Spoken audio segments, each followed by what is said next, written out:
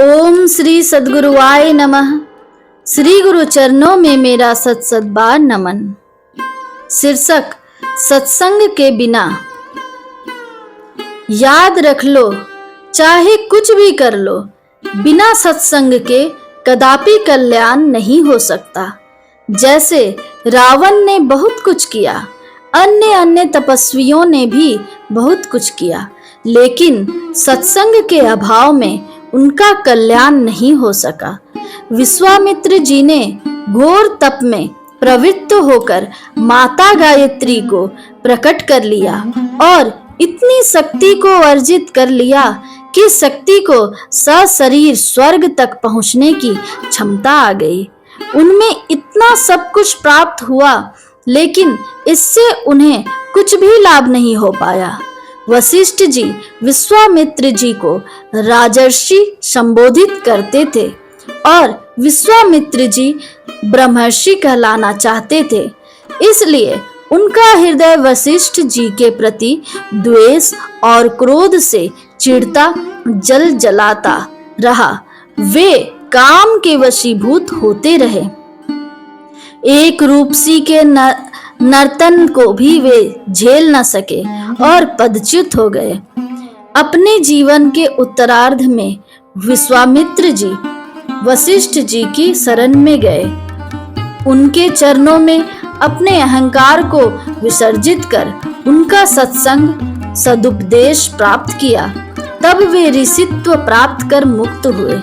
यही बात यहाँ सद्गुरु कबीर साहब कह रहे हैं, जो जाको मरम न जाने ताको काह कराए। सत्संग में सत्य आत्मबोध का मोती बिक रहा है, लेकिन लोग सत्संग का महत्व नहीं जानते, इसलिए सत्संग से जी चुराते हैं। लोग कहते हैं क्या करें, समय ही नहीं मिलता। मतलब जब सबसे समय बच जाए तब सत्संग की बारी आती है। कहावत है, जैसी तेरी फाफड़ दोखूं वैसी हींग हमारी। मतलब जैसी चीज आप दोगे वैसी ही चीज बदले में पाओगे।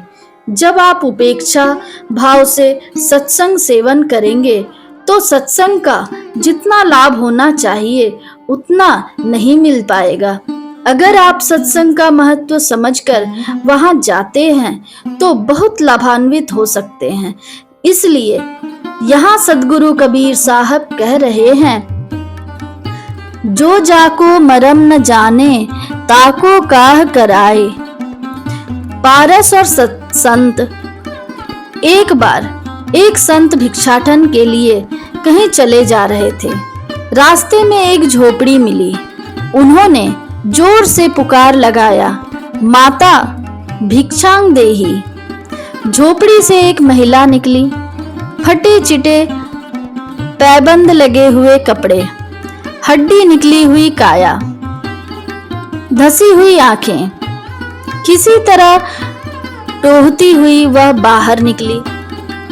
उसने कहा, महाराज, मैं स्वयं ही कई दिनों से भूखी हूँ।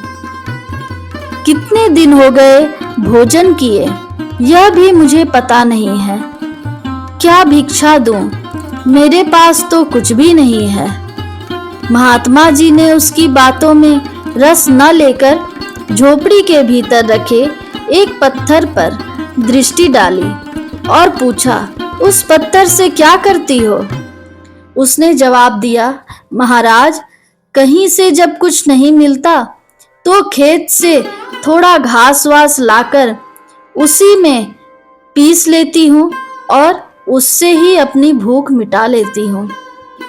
महात्मा जी ने कहा, अरे भोली, वह तो पारसमणि है जो लोहे को स्पर्श कर सोना बना देता है। तुम्हारे घर में लोहा है क्या?